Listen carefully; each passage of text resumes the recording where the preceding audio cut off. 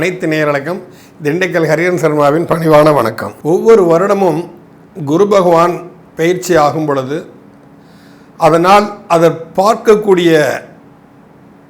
பார்க்கப்படக்கூடிய ராசிகள், அது இருக்கக்கூடிய ராசிகள், இவை அனைத்தினாலும் பலவிதமான மாறுபட்ட தன்மைகள் நடக்கிறது. வருடத்திற்கு ஒரு முறை குரு பயிற்சி ஆகிறது, இது எல்லாத்துக்கும் தெரிஞ்ச விஷயம்தான். குரு இருப்பதை விட பார்ப்பது ரொம்ப விசேஷம். அப்போ குருவின் பார்வைக்கு அதிக மகத்துவம் உண்டு.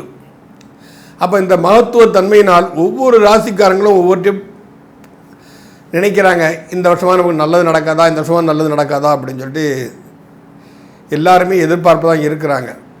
எல்லாருமே தன் குடும்பத்துக்காக உழைக்கிறாங்க. மக்கள் நல்லா இருக்கணும், குழந்தைகள் நல்லா இருக்கணும், பிறர்கள் ஆரோக்கியமாக இருக்கணும்னு முயற்சி பண்ணுறாங்க. இப்போ இந்த குரு பயிற்சி ஆவதால் என்னென்ன நன்மைகள் நடைபெறும்? அதாவது மே மாதம் 1ஆம் தேதி 1/5/2024, அதாவது சித்திரை மாதம் 18ஆம் தேதி புதன்கிழமை மதியானம் 1 மணிக்கு அவர் மேச ராசியிலிருந்து ரிஷப ராசிக்கு பயிற்சியாகிறார். காலபுருஷ தத்துவ ரீதியாக தர்ம திரிகோணத்திலிருந்து அர்த்த திரிகோணத்தில் மாறுகிறார். தர்மம் என்பது வாழ்க்கையின் நெறிமுறை, அர்த்தம் என்பது பொருளாற்றக்கூடிய தன்மை, பொருளாதார சம்பந்தப்பட்ட விஷயங்கள் எல்லாமே இருக்குது. பொருளாதாரம் வேணும், நாம் எல்லாம் குடும்பத்தோடு வாழணும்னா அதுக்கு பொருளாதாரம் தேவைப்படுகிறது. அந்த பொருளாதார தன்மை உள்ள அர்த்த நெறி தன்மையில் அவர் சஞ்சரிக்கிறார். பஞ்சபூத தத்துவின் அடிப்படையில் நம்ம பார்க்கணும், நில ராசிக்கு அவர் வருகிறார். அந்த நில ராசியில் இருந்து கொண்டு அவர் எதையெல்லாம் பார்க்கிறார், அதன் மூலம் ஒவ்வொரு ராசிக்கும் என்னென்ன விளைவுகள், நன்மை தீமைகள் நடக்கப் போகிறது, யாரெல்லாம் எச்சரிக்கையாக இருக்கணும் அப்படிங்கிறத பற்றி விரைவாக நம்ம ஒவ்வொரு ராசி ரீதியாக பார்ப்போம். மீனராசி நேயர்களே, உங்கள் ராசியாதிபதி குரு உங்கள் ராசிக்கு 2ஆம் இடத்தில் தனஸ்தானத்தில் இருந்து கொண்டு சற்று உங்களுக்கு பணம் சம்பந்தப்பட்ட விஷயங்களில், பொருளாதார விஷயங்களில் சற்று பின்னடைவை கொடுத்து கொண்டு இருந்திருப்பார். இதுவரை நடந்த விஷயங்கள் நடந்து கொண்டிருக்கிறார். இப்போது உங்கள் ராசிக்கு 3ஆம் இடம்னு சொல்லக்கூடிய ரிஷபத்திற்கு குரு பகவான் 1/5/2024 பயணிக்க போகிறார். ஒரு வருஷத்துக்கு. 3 என்பது உபஜயஸ்தானம். நம்ம தனுசுக்கு சொன்னோம் 6ஆம் இடம் உபஜயஸ்தானம் சொன்னோம். அதே மாதிரி 3ஆம் இடத்திற்கு 3ஆம் இடம் ராசிக்கு உபஜயஸ்தானம். அப்போ ராசிக்கு உபஜயஸ்தானம் என்பது ஓரளவு சாதகமான விஷயம். இருந்தாலும் உங்கள் ராசியில் ராகு சஞ்சரிப்பு, 7ஆம் இடத்தில் கேது சஞ்சரிப்பு. அப்போ 7ல் கேது இருந்தாலே குடும்பத்தில் ஒரு பிரச்சனை வரும், ஒரு கோர்ட் சம்மந்தப்பட்ட விஷயங்கள் வரும், அப்புறம் காவல் நிலையம் ஏறி இறங்க வேண்டி இருக்கும், ஒரு பிரிவினை ஏற்படுத்தும், குடும்பத்தில் ஒரு சுழற்சி ஏற்படும். இதெல்லாம் நடந்துட்டு தான் இருக்கும். இப்போ இந்த குரு பகவான் 3ஆம் இடத்திலிருந்து உங்கள் 7ஆம் இடத்தை பார்ப்பதால் அந்த பிரிவினை ஏற்படுவதற்கு காரணங்கள்லாம் ஒன்றுமில்லாமல் போய் மீண்டும் சகஜமாக வாழ்க்கை அமைவதற்கு உண்டான சாத்தியக்கூறுகள் நிறையவே இருக்கின்றன. பொதுவாக 7ல் கேது இருந்தாலே கோர்ட் கச்சேரி ஏறணுமாங்க. நாங்களே சொல்லுவோம், 7ஆம் இடத்துல கேது இருக்குது என்ன செய்யலாம் அப்படின்னு கேட்கும்போது சொல்லுவாங்க, யார் போலீஸில் வேலை பார்க்குறனோ, இல்லை ஜெயிலில் வேலை பார்க்குறனோ, இல்லை கோர்ட்டில் வேலை பார்க்குறனோ கல்யாணம் முடிச்சு வைங்க, அவன் டெய்லி கோர்ட் கச்சேரி போயிட்டு வந்துருப்பான், குடும்பமாவது நல்லா இருக்குமேன்னு நாங்கள் ஒரு பரிகாரமாக சொல்லுவோம். யாருக்கெல்லாம் 7ஆம் இடத்தில் கேது இருக்கிறதோ அவர்கள் இது போன்ற தன்மையில் வாழ்க்கையை அமைத்து கொண்டால் இவர்களுக்கு பிரிவினை என்பது வராது. இது நம்ம யோசிக்கணும். வக்கீலாக இருக்கிறவங்க, கோர்ட்டில் வேலை செய்கிறவங்க, அப்புறம் போலீஸ் ஸ்டேஷனில் வேலை செய்கிறவங்க, இல்லை சிறைத்துறையில் வேலை செய்பவர்கள், இவங்க எல்லாமே இந்த பிரச்சனையை டெய்லி சந்திக்கக்கூடியவங்களா பார்க்கணும். குடும்ப சுபிட்சமாக இருக்கும். இது ஒரு மிகப்பெரிய பரிகாரம் சொல்லப்போனால் 7ல் கேது இருந்தால் யாராக இருந்தாலும் சரி. அப்போ அந்த கேது குரு பகவானுடைய பார்வை விழுது 7ஆம் இடத்தில் இருக்கக்கூடிய கேது போய், அப்போ இது என்ற தன்மைகள்லாம் விரைந்து நீங்கிவிடும். இப்போ வீட்டில் மனைவி கோவப்பட்டுக்கிட்டு போயிட்டா, அம்மா வீட்டுக்கு போயிட்டா, வரமாட்டேங்கிறா, நான் வரதுக்கு இஷ்டமே இல்லைங்கிறா அப்படின்னா அவெல்லாம் மனசு மாறுவதற்கு உண்டான ஒரு சாத்தியக்கூறுகள் ஏற்படக்கூடிய ஒரு காலகட்டம் இந்த குரு பயிற்சி நாம் சொல்லலாம். குரு 5ஆம் பாராக 7ஆம் இடத்தை பார்க்கிறார். அப்போ அது மட்டுமல்லாமல் நட்பு வட்டாரங்கள் அதிகரிக்கும், தொழில் ரீதியான உங்களோட முயற்சிகள் எல்லாம் ஒரு மேன்மையடையும், நல்ல ஒரு தன்மையான வருமானங்கள் கிடைப்பதற்குண்டான சாத்தியக்கூறுகள்லாம் நிறையவே இருக்கின்றன. குடும்பத்தில் அமைதி நிலைவும், நட்பு வட்டாரங்களும் நமக்கு நன்றாக ஒத்துழைக்கக்கூடியவர்களாக நண்பர்கள் அனைவருமே அமைவாங்க. இதெல்லாம் மீன ராசிக்கு ஒரு சாதகமான விஷயம்னு நம்ம சொல்லலாம். இந்த 3ங்கிறது முயற்சி உபஜயஸ்தானம் முயற்சிகளில் வந்து குரு பகவான் இந்த மாதிரி தன்மைகளை ஏற்படுத்தி கொடுப்பார். அதே சமயத்தில் அந்த குரு பகவான் வந்து உங்கள் ராசிக்கு 9ஆம் இடத்தையும் அவர் பார்வையிடுகிறார். ஒரு பாக்கிய உன்னதி ஏற்படும். 9ஆம் இடத்துல குரு பகவான் 9ஆம் இடத்தை குரு பகவான் பார்ப்பதனால என்ன, சற்று மனம் வந்து கண்ட்ரோல் வரும், ஒரு ஆன்மீக நாட்டம் ஏற்படும், சுற்றுலா செல்வதற்கு உண்டான ஒரு தன்மை ஏற்படுத்தும், வெளிநாடு பயணங்களை ஏற்படுத்தக்கூடிய தன்மை உங்களுக்கு கண்டிப்பாக. ஏன்னா நீர் ராசி 9ல் குரு ஓடி ஓடி உழைக்கக்கூடியவன்னு சொல்லுவாங்க. அதனால் வெளிநாடுக்காக முயற்சி செய்வதெல்லாம் நிச்சயமாக வெற்றி பெறக்கூடிய ஒரு தன்மையை அது கண்டிப்பாக உருவாக்கி கொடுக்கும். அப்புறம் அங்கிருந்து அந்த ரிஷபராசியில் இருந்து அது உங்கள் லாபஸ்தானத்தை வேற குரு பகவான் பார்க்கிறார். ஸோ இது எல்லாமே சாதகமான விஷயம்தான். 7, 9, 11 இந்த 3 ஸ்தானத்தை மீன ராசிக்கு பார்க்குறார். ராசியாதிபதி மீன ராசிக்கு அதிபதியாகிய குரு. இது சற்று சாதகமான விஷயம். 7ஆம் இடத்தை மாத்திரம் ராகு சேர்ந்து பார்க்குறார். அதுதான் குடும்பத்தில் வந்து ஒரு குழப்படி ஏற்படுவதற்குண்டான சந்தர்ப்பத்தை கொடுக்கும். தேவையில்லாத வார்த்தைகள், ஒருவரை அனுசரித்து செல்லாமை, எதிர்த்து பேசுதல், இது போன்ற தன்மைகள்லாம் இதுவரை நடந்து கொண்டிருந்தால் இனி அது நடக்காது. நல்லபடியாக ஒரு வாழ்க்கை, அமைதியான ஒரு வாழ்க்கை, இன்பமயமான ஒரு குடும்பத்தோடு நீங்கள் குதூகூலமாக ஊரடங்கு மன்னிக்கணும் உல்லாச பயணங்கள் செல்வதற்குண்டான சாத்தியக்கூறுகளை கண்டிப்பாக அது ஏற்படுத்தி கொடுக்கும். அப்போ மீன குரு ராசியாதிபதி குரு பகவான். அப்போ லாபம் கண்டிப்பாக பெருகும். செய்யும் தொழிலில் லாபம் கண்டிப்பாக பெருகும். அதிலும் எந்த மாற்று கருத்தும் இல்லை. ஏன்னா உங்களுக்கு 10ஆம் அதிபதியே குரு தான். உங்கள் ராசிக்கு 10ஆம் அதிபதி குரு உங்கள் ரிஷபராசியில் அமர்ந்து கொண்டு லாபஸ்தானத்தை பார்ப்பதால் லாபங்கள் அதிகரிக்கக்கூடிய தன்மையை ஏற்படுத்தி கொடுக்கும். திடீரென்று எங்கிருந்தோ என்றைக்கோ வர வேண்டிய பணமெல்லாம் வரும். அதெல்லாம் ஒரு சாதகமான ஒரு தன்மையை கண்டிப்பாக ஏற்படுத்தி கொடுக்கும். அப்போ அந்த குரு பகவான் வந்து தொழிலில் ஒரு முன்னேற்றம், நட்பு வட்டாரங்களில் நல்ல விஷயங்களை, நல்ல நண்பர்களை அறிமுகமாகுதல், அப்புறம் குடும்பத்தில் இருந்த குதூகூலத்தன்மையெல்லாம் மீண்டும் ஒரு முறை வருவதற்குண்டான சாத்தியக்கூறுகள், இவை அனைத்தையுமே அந்த குரு பகவான் கண்டிப்பாக ஏற்படுத்தி கொடுப்பார். 3ஆம் இடத்தில் இருந்து கொண்டு 3ங்கிறது வந்து உபஜயஸ்தானமாக கொண்டு வர மறைவஸ்தானமாக எடுத்துக்கொள்ளக்கூடாது. ஏன்னா உங்கள் ராசியாதிபதி குருங்கிறதுனால வந்து அப்போ அந்த குரு பகவான் வந்து அதே சமயத்தில் பூர்வீக சொத்துக்களின் மீது ஏதாவது பிரச்சனைகள் இருந்தால் அது உங்களுக்கு சாதகமான ஒரு தன்மையை ஏற்படுத்தி கொடுக்கும். கோர்ட் கேஸ் கச்சேரி, சொத்து பிரச்சனை நடக்குது, முன்னோர்கள் சொத்து, அப்பா யாருக்குமே பிரித்து வைக்காமல் எழுதி போயிட்டார், இருக்கிறவன் அடிச்சுக்கிட்டு நடக்கிறான், கோர்ட்டில் கேஸ் ஓடுது. மீனராசிக்காரங்களுக்கு இது சற்று சாதகமான ஒரு நிலையை கண்டிப்பாக ஏற்படுத்தி கொடுக்கும்.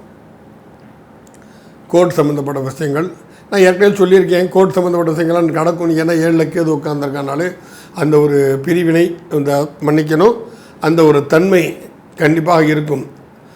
கோர்ட்டு செல்லக்கூடிய ஒரு தன்மை இருக்கும். பிரிந்து சென்ற குடும்பத்திலும் கணவன் மனைவி ஒன்று சேருவதற்குண்டான சாத்தியக்கூறுகள் நிறைவே இருக்கின்றன. நட்பு வட்டாரங்களும் சாதகமாக தங்களுக்கு செயல்பட்டு உங்களுக்கு நல்லது எதுவோ அதை மட்டுமே அவர்கள் செய்வார்கள். இப்போ முயற்சி ஸ்தானத்தில் வந்து குரு இருக்கிறா அப்படின்னு சொல்லிட்டுனா அந்த முயற்சி ஸ்தானம் சற்று நலிவடையும். அப்போ நீங்கள் வந்து முயற்சியில் எடுக்கக்கூடிய காரியங்களில் வெற்றி பெறுவதற்கும் முயற்சியை செய்வதற்கும் நீங்கள் வந்து பின்வாங்கக்கூடாது. மனோதிரத்தோடு முயற்சிகள் செய்ய வேண்டும்.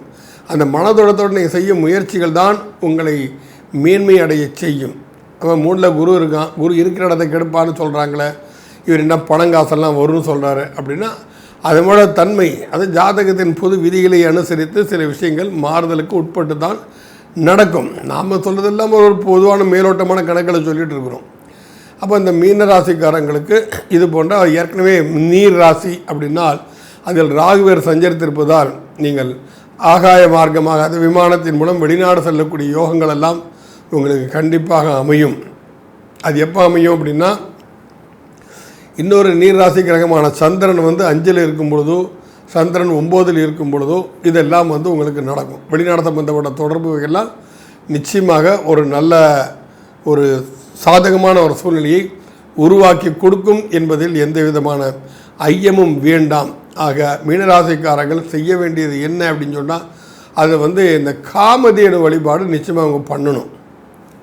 காமதேனுன்னா ஒரு பசுமாடு உடம்புல பூரா நல்ல நம்ம அந்த 30 கோடி தேவர்கள் படம் வரைஞ்சிருக்கிறோம். சூரியன், சந்திரன், பிரம்மா, விஷ்ணு, சிவன், இந்திரன், பஞ்சலோக பாலர்கள், அஷ்டதிக்கு பாலர்கள் எல்லாமே வரைஞ்சிருக்கும். அந்த தெய்வங்கள் எல்லாம் அந்த ஒரு படத்தோட லேமினேட் பண்ணி வீட்டில் வச்சு இந்த குரு பயிற்சி நடந்து அடுத்த வருஷம் 2025 அந்த குரு பயிற்சி முடிகிற வரைக்குமே அதை பாதுகாப்பாக வைத்து படிக்கும். அதுக்கப்புறமும் அது நல்லாயிருக்கும். ஏன்னா இப்போ அதுக்கப்புறம் அது மீண்டும் மிதுனராசி படம், மிதுனராசிக்கு 10ஆம் இடம் தொழில் ஸ்தானாதிபதி மீனம், அதுவும் நல்லாயிருக்கும். அதெல்லாம் நீங்கள் கொஞ்சம் பொறுமையை கடைப்பிடித்து இந்த போன்ற விஷயங்களை எல்லாம் நீங்கள் கண்டிப்பாக செய்து வர வேண்டும். இதை செய்தாலே மீனராசிக்கு உண்டான எதிர்மறை வினைகள் எல்லாம் குறைந்து விடும். அப்புறம் இப்போ இருக்கவருக்கு ராகுக்கு இது பயிற்சியெல்லாம் இருக்குது. உங்கள் ராசியில் ராகு உட்கார்ந்துருக்கனால தான் நரம்பு சம்பந்தப்பட்ட பிரச்சனைகள் வரும் சந்தர்ப்பங்கள் இருக்கின்றன. அதில் சற்று எச்சரிக்கையுடன் உணர்ச்சி வதப்படக்கூடாது. இந்த உணர்ச்சி வதப்பட்டாலே பல விபரீத தேவையற்ற தன்மைகள் தான் வெளிப்படும். அதனால் அடிதடி இவை எல்லாமே வருவதற்கு சந்தர்ப்பங்கள் இருக்கின்றன. அவை எல்லாமே இல்லாமல் பார்த்துக்கொள்ள கண்டிப்பாக நீங்கள் மன அமைதியுடன் செயல்படுவது நல்லது. 7ஆம் இடத்தை குரு பார்ப்பதென்றால் நட்பு வட்டாரங்கள் அதிகரிக்கும். இந்த மாதிரி கேது அங்கே இருந்து உங்களுடைய மற்ற விஷயங்களை, குடும்ப விஷயங்களை திருப்தியற்ற தன்மையில் சென்று விவாதங்கள், சண்டை, சச்சரவுகள்லாம் இருந்துட்டு இருந்தால் அது எல்லாமே நீக்கி கேது பகவான் பரிபூர்ண அருள் பெறுவார். இந்த கேது வழிபாட்டுக்கு நீங்கள் ஒரு முறையாவது பிள்ளையார்பட்டி, இந்த குரு பயிற்சிக்கு அப்புறம் ஒரு முறையாக பிள்ளையார்பட்டி நீங்கள் கற்பக விநாயகரை வழிபடுவது என்பது மிகவும் சாலச் சிறந்தது. அது ஒரு அதீத நற்பலன்களே கிடைக்கும். பொதுவாகவே ஒருவரின் வாழ்க்கை சூன்யமாக இருக்கிறப்போ நம்ம பேப்பர்லாம் ஒயிட் பேப்பராக இருக்கும். அந்த ஒயிட் பேப்பரை பிள்ளையார் சொல்லி நம்ம போடுறோம். ஏன் போடுறோன்னா அந்த சூன்யமான அந்த காகிதத்தை சூன்ய அற்ற தன்மையாக கொண்டு போய் அது செய்யறதுக்கு நம்ம பிள்ளையார் சொல்லி தான் போடுறோம். அதான் விநாயகர் தான் அதற்குண்டான தீர்வை கொடுக்கக்கூடியவர். அப்பேற்பட்ட தன்மையிலே விநாயகரின் அருள் கொண்டு நீங்கள் செய்யக்கூடிய அனைத்து விஷயங்களும் உங்களுக்கு சாதகமாக அமையும் என்பதில் எந்தவித மாற்று கருத்தும் இல்லை. ஆகையால் மீனராசிக்காரர்கள் எப்போவுமே விநாயகர் வழிபாடு மேற்கொள்ளுங்கள். நம்ம இது சொன்ன மாதிரி காமதேனு வழிபாடு பண்ணுங்க. பசுமாட்டுக்கு அகத்திக்கீரை எல்லாம் வாங்கி கொடுங்கள். இவை அனைத்துமே உங்களுக்கு அதீத நற்பலன்களை கொடுக்கும். நன்றி, வணக்கம். மீனராசி நேயர்களுக்கு வணக்கம். இந்த வருடம் குரோதி வருடத்தில் பிறக்கக்கூடிய புத்தாண்டு பலன்களும் மே மாதத்தில் வரக்கூடிய குரு பயிற்சி பலனும். மீன ராசி ராசிகளிலேயே கடைசியான ராசி. அதில் பார்த்தீங்கன்னா மீன ராசியில் பிறக்கக்கூடியவங்க எல்லாருமே கண்ணெல்லாம் ரொம்ப அழகாக இருக்கும். அவங்களுடைய கண்கள் மிகவும் அழகாக இருக்கும்.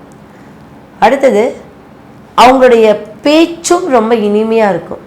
அதில் சொல்கிறதுக்கே கிடையாது, பேச்சு ரொம்ப இனிமையாக இருக்கும்.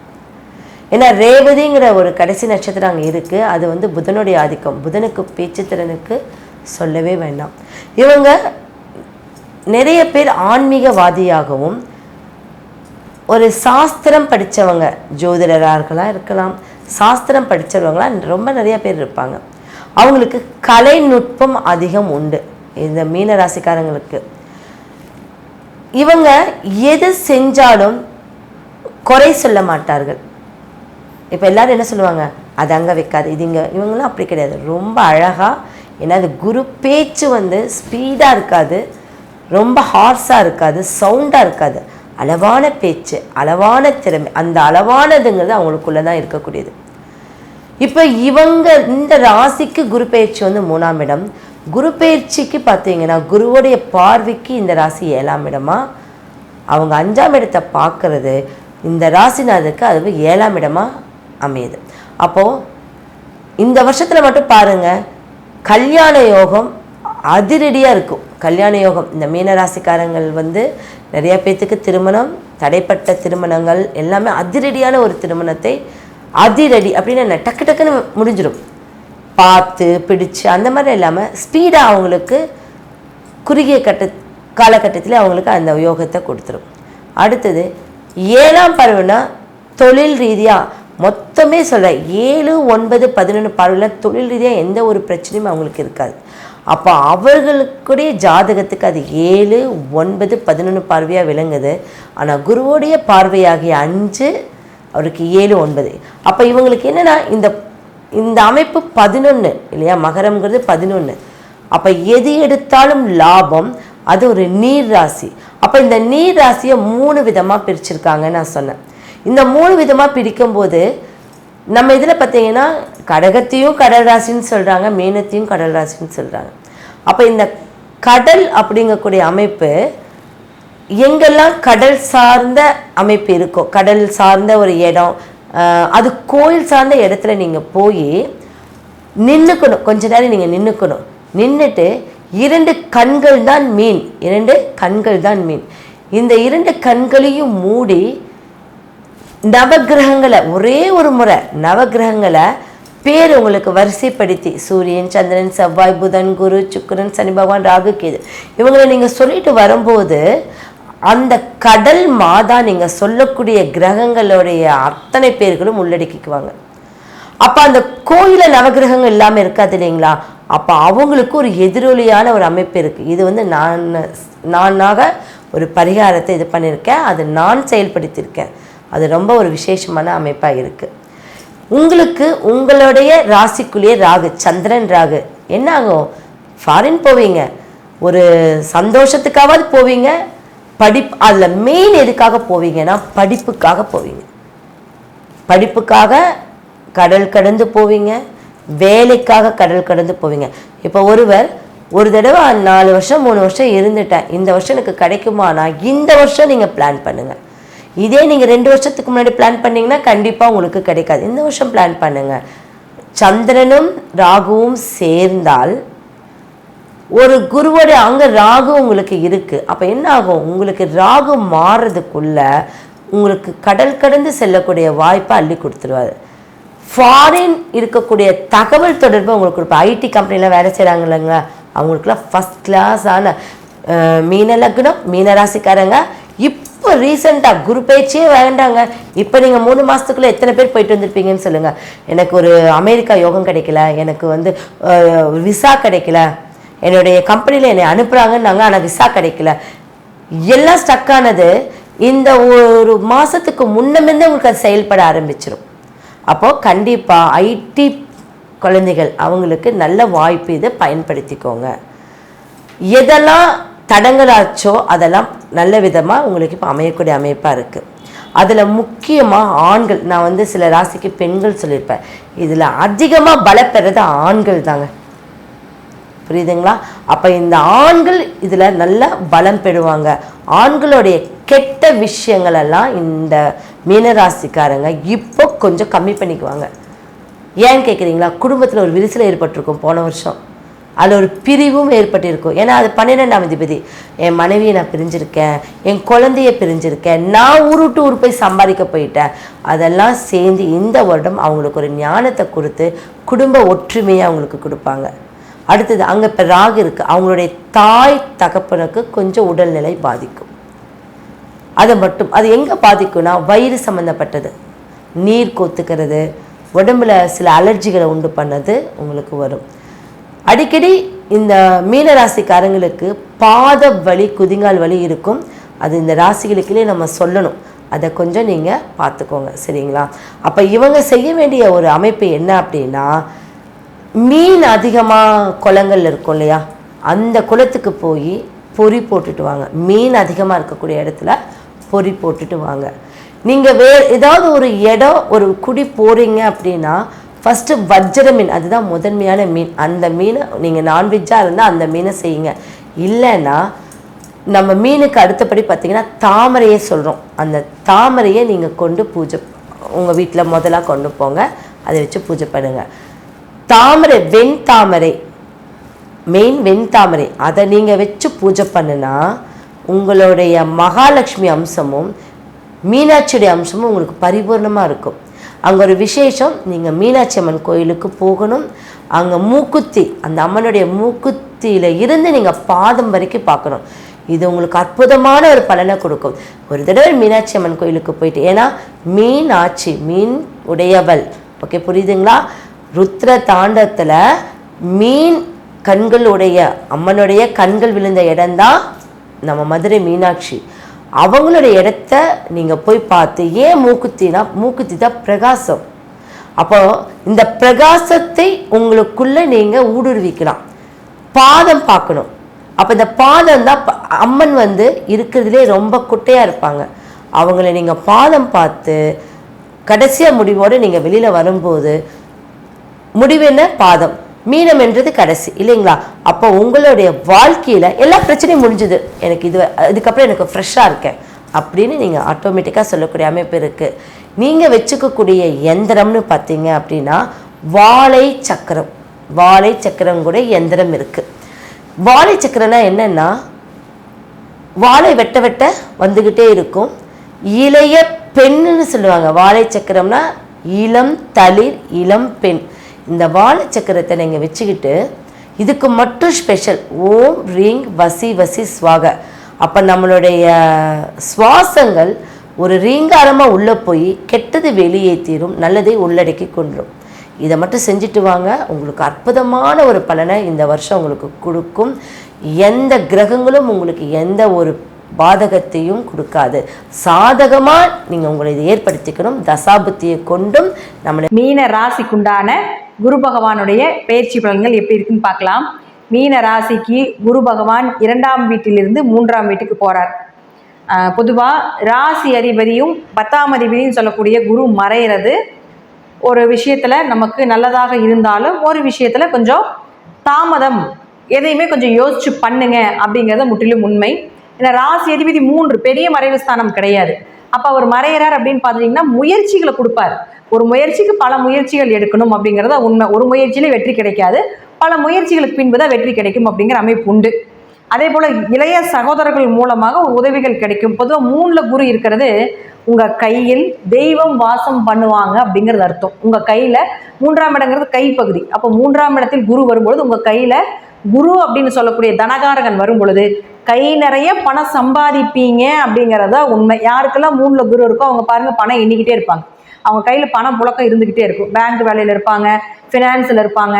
பணம் என்ற தொழில் தான் அவங்களுக்கு லக்ன ரீதியாகவே 3ல் குரு இருந்தால் அமையும். அப்போ அவங்களுக்கு எப்பொழுதுமே பணம் என்றதே ஒரு வேலையாக இருக்கும். அல்லது சில்லற காசாவது எடுத்து எண்ணிக்கிட்டே இருப்பாங்க. கையில் காசு இருந்துக்கிட்டே இருக்கு அவங்க கையில். 3ல் குரு இருந்தால் எப்பொழுதுமே கையில் பணம் உண்டு, அதில் மாற்றமே இல்லை. அடுத்து இது வந்து பொதுவாக சொல்லக்கூடிய ஒரு பலன். 3ல் குரு இருந்தால் நிச்சயமாக பண வரவு உண்டு அப்படிங்கிறது இந்த வருடம் முழுவதும் உண்டு. இப்போது நாம் ஒவ்வொரு ராசிக்கும், அதாவது 6 ராசி கட்டத்தில் ஒவ்வொரு கிரகங்கள் இருந்தால் என்ன பண்ணுவாங்க அப்படிங்கிறத நம்ம முழுமையாக பார்க்கலாம். பொதுவாக உங்களுடைய 1 மற்றும் 10ஆம் அதிபதினு சொல்லக்கூடிய குரு பகவான் இந்த 6 ராசி கட்டங்களில் எங்கே இருந்தாலும் பெயர், புகழ், மதிப்பு, மரியாதை அப்படிங்கிறது உண்டு. ஒரு ப்ரொமோஷனோ ஒரு டிரான்ஸ்ஃபர் மூலமாகவோ உங்களுக்கு நல்ல வேலை வாய்ப்புகள் கிடைக்கும். அதே போல் உங்களுக்கு நல்ல வளர்ச்சி, வருமானம் இதெல்லாமே ஏற்படுத்தி கொடுப்பார். இதில் இன்னொரு விஷயம் என்னன்னு பார்த்தீங்கன்னா தொழில் வளர்ச்சியை ஏற்படுத்தி கொடுப்பார். தொழிலில் நல்ல லாபங்கள், புதிய தொழில் செய்யக்கூடிய ஒரு அமைப்பு, தொழில் மூலமாக வெற்றி, பல தொழில்கள் செய்யக்கூடிய ஒரு அமைப்பையும் நிச்சயமாக ஏற்படுத்தி கொடுப்பார். அடுத்து உங்களுக்கு 2 மற்றும் 9ஆம் அதிபதினு சொல்லக்கூடிய செவ்வாய் இந்த 6 ராசி கட்டங்கள் எங்கிருந்தாலும் பண வரவு இருந்து கொண்டே இருக்கும். குடும்ப அமைந்தே தீரும். ஏதாவது ஒரு வழிவகையில் குடும்பத்தை அமைத்து கொடுத்தே ஆக வேண்டும். உங்கள் பேச்சுக்கு மரியாதை உண்டு. அடுத்து அவரே 9ஆம் அதிபதியும் ஆகிறதுனால பூர்வீகம் சார்ந்த சொத்துக்கள், அப்பா மூலமாக உதவிகள், நல்ல குரு கிடைப்பது, ஒரு குரு மூலமாக உங்களுக்கு வளர்ச்சி கிடைப்பது, தீர்த்த யாத்திரை சென்று வரக்கூடிய ஒரு சூழ்நிலைகள், அதே போல் கோவில் கட்டுமான பணிகள், மந்திர உபதேசம், குரு உபதேசம் இதெல்லாமே கிடைப்பதற்கும் வாய்ப்புகள் உண்டு. அடுத்து அப்பாவனுடைய ஆரோக்கியமும் சிறப்பாக இருக்கும். அடுத்து உங்களுக்கு 3 மற்றும் 8ஆம் அதிபதினு சொல்லக்கூடிய சுக்கிர பகவான் இந்த 6 ராசி கட்டங்கள் எங்கிருந்தாலும் முயற்சிகள் கைகூடும், காரிய ஜெயங்கள் உண்டாகும், கண்டங்கள் விலகும். ஏதாவது ஒரு வழிவகையில் உங்களுக்கு ஏதாவது ஒரு சூழ்நிலைகள் உங்களுக்கு ஆயுள் கண்டமோ அல்லது ஒரு தோஷ நிவர்த்தியோ பண்ணணும்னு நீங்கள் நினச்சிங்கன்னா இந்த காலகட்டங்கள் நீங்கள் செய்யும் பொழுது அது பல மடங்கான தோஷ நிவர்த்தியை ஏற்படுத்தி கொடுப்பார். ஏன்னா குரு பார்வை சகல தோஷத்தையும் நிவர்த்தியை ஏற்படுத்தி கொடுக்கும். அடுத்து உங்களுக்கு 4 மற்றும் 7ஆம் அதிபதினு சொல்லக்கூடிய புதன் பகவான் இந்த 6 ராசி கட்டங்கள் எங்கிருந்தாலும் தாய் மூலமாகவும், கணவர் மூலமாகவும் அல்லது மனைவி மூலமாகவும், நண்பர்கள் மூலமாகவும் உங்களுக்கு உதவிகள் கிடைக்கும். வீடோ மனையோ சொத்துக்களோ வாங்கக்கூடிய ஒரு அமைப்பு, வண்டி வாகனங்கள் வாங்கக்கூடிய ஒரு அமைப்பு, ஆரோக்கியம் சிறப்பாக இருக்கக்கூடிய ஒரு அமைப்பு. அதே போல் 7ஆம் இடம் அப்படிங்கிறது திருமணத்தை சொல்றதுனால திருமண வரன் தேடி வரக்கூடிய ஒரு அமைப்பை ஏற்படுத்தி கொடுப்பார். இந்த வருடம் திருமணம் நடப்பதற்குண்டான வாய்ப்புகளும் உண்டு. வியாபாரம் வெற்றியடையும். வியாபாரத்தில் மிகப்பெரிய வளர்ச்சியை ஏற்படுத்தி கொடுத்து விடுவார். அடுத்து உங்களுடைய ராசிக்கு 6ஆம் அதிபதினு சொல்லக்கூடிய சூரியன் இங்கே எந்த வீட்டில் இருந்தாலும் சரி கடன் விலகும், நோய் சம்பந்தப்பட்ட பிரச்சனைகளுக்கு ஒரு நல்ல மருத்துவரோ நல்ல மருந்துகளோ நல்ல ட்ரீட்மெண்ட் கிடைப்பதற்குண்டான வாய்ப்புகள் உண்டு. சூரியன் இந்த 6 ராசி கட்டங்கள் இருந்தால் மட்டும் உங்கள் மேலே ஏதாவது கேஸோ வம்பு வழக்கிலோ இருந்தால் மூவ் பண்ணுங்க, இல்லைன்னா பண்ண வேண்டாம். கொஞ்சம் ஏதாவது தள்ளி போகிறதுக்குண்டான வாய்ப்பு பார்த்துப்போங்க. அதே போல் நல்ல உத்தியோகம், நல்ல வேலை வாய்ப்புகள் கிடைக்கும்.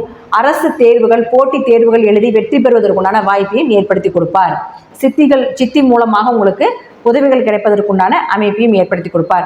அடுத்து உங்களுடைய ராசிக்கு 11 மற்றும் 12ஆம் அதிபதினு சொல்லக்கூடிய சனி பகவான் இந்த 6 ராசி கட்டங்களில் எங்கிருந்தாலும் அதிக லாபங்கள் கிடைக்கும். லாபத்துக்குண்டான விரயங்களும் உண்டு, சுப விரயங்களும் ஏற்படுவதற்குண்டான வாய்ப்புகளும் உண்டு. தீர்த்த யாத்திரை அல்லது நீங்கள் சும்மா ஒரு இன்ப சுற்றுலாவாவது சென்று வரக்கூடிய ஒரு அமைப்பையும் ஏற்படுத்தி கொடுத்து விடுவார். வேலைக்காகவோ படிப்புக்காகவோ ஏதாவது ஒரு வெளிநாடோ வெளியூர் போக வேண்டிய ஒரு அமைப்பை ஏற்படுத்தி கொடுப்பார். 2ஆம் திருமண அமைப்பையும் ஏற்படுத்தி கொடுத்து விடுவார். அது மட்டும் இல்லாமல் 11ஆம் இடம் அப்படிங்கிறது நிறைவேறாத ஆசைகள் சொல்றதுனால அது எல்லாமே கிடைப்பதற்குண்டான வாய்ப்புகள் உண்டு. கடைசியில் நிம்மதியான தூக்கம் அப்படிங்கிறது நிச்சயமாக கிடைக்கும். இந்த 6 இடத்துல சனி பகவான் எங்க இருந்தாலும் அப்படிங்கிறது முற்றிலும் உண்மை. அடுத்து அவருடைய பார்வை. அப்போ குருவினுடைய பார்வை அப்படிங்கிறது உங்களுடைய ராசிக்கு ஃபர்ஸ்ட் 7ஆம் வீட்டை பார்த்தார். 7னா திருமணம், ஃபர்ஸ்ட் திருமணம் தான். அப்போ சுப நிகழ்ச்சிகள், திருமணம் சார்ந்த விஷயங்கள் கண்டிப்பா நடக்கும். பார்ட்னர் போட்டு தொழில் பண்ணக்கூடிய ஒரு சூழ்நிலைகள், அதன் மூலமாக நல்ல லாபங்கள் கிடைக்கும். அடுத்து உங்களுடைய ராசிக்கு 9ஆம் வீட்டை பார்க்கிறார். அப்போ 9ஆம் வீட்டை பார்க்கும்போது பூர்வீகம், அப்பா சார்ந்த சொத்துக்கள் கிடைப்பது, அப்பா மூலமாக உதவிகள் கிடைப்பது, நல்ல குரு அமைவது, இதெல்லாமே கிடைக்கும். அடுத்தது பார்த்துட்டீங்கன்னா 11ஆம் இடத்தையும் பார்க்கிறார். அப்போ 11ஆம் இடத்த லாபஸ்தானத்தை பார்க்கும்பொழுது நீங்க 3ல குரு இருக்கார். 11 3னா கைப்பகுதி, 11ங்கிறது லாபம். அப்போ நீங்க தொட்ட விஷயங்கள் எல்லாமே லாபம் தான். நீங்க தொட்டது எல்லாமே தொடங்கும், பல மடங்கான வெற்றிகளை கொடுக்கும். நீங்க யாருக்காவது தொழில் தொடங்கி கொடுத்தீங்கனாலும் கூட இந்த காலகட்டங்களில் மிகப்பெரிய பிரம்மாண்ட வளர்ச்சி அவங்களுக்கு ஏற்படுவதற்குண்டான வாய்ப்புகளும் உண்டு அப்படிங்கிறது முற்றிலும் உண்மை. இது எல்லாமே அடுத்தது பார்த்துட்டீங்கன்னா ராகு கேதுக்கள். நம்ம ராகு கேதுக்களை விட்டுட்டோம். அடுத்தது ராகு கேதுக்கள். ராகு கேதுக்கள் உங்க லக்னத்துக்கு பாருங்க. லக்னத்துக்கு எத்தனாவது இடத்துல ராகு கேதுக்கள் இருக்காங்கன்னு பாருங்க. இந்த 6 ராசி கடத்துல ராகு கேதுகள் இருந்துட்டாங்கன்னா உங்களுக்கு குரு பார்வை அங்க இருக்கும், குருவினுடைய தன்மை இருக்கும் அப்படிங்கிற அமைப்பு உண்டு. அப்போ குரு ராகுவை பார்த்தால் ராகுவுக்குண்டான எந்த பாவகமோ எந்த கட்டமோ உங்களுக்கு என்ன விஷயங்கள் ராகு செய்யறதற்கு வந்திருக்கிறாரோ அதை அதிகப்படுத்தி கொடுப்பார். கேது அதை சார்ந்த கட்டத்தின் சார்ந்த அதனுடைய தன்மைகள் சார்ந்த ஞானத்தை அதிகப்படுத்தி கொடுப்பார். ராகுனா வளர்ச்சி, கேதுனே ஞானத்துக்கு உண்டான வளர்ச்சியை ஏற்படுத்தி கொடுப்பார். அதில் மாற்றமே இல்லை. நான் சொல்லக்கூடிய கருத்துக்கள் 80% பலிதமாவதற்குண்டான வாய்ப்புகள் உண்டு. அது மட்டும் இல்லாமல் உங்கள் ஜாதகத்தில் தசாபுத்தி எப்படி இருக்குதுன்னு பார்த்துக்கோங்க. அதுபடிதான் சிறிது நான் சொல்லக்கூடிய கருத்துக்கள் மாறுபடலாம். நன்றி. மீண்டும் ஒரு நல்ல பதிவில் சந்திக்கலாம். திருச்சிற்றம்பலம், தில்லையம்பலம், ஸ்ரீ நரசிம்மர் திருவடிகளே சரணம்.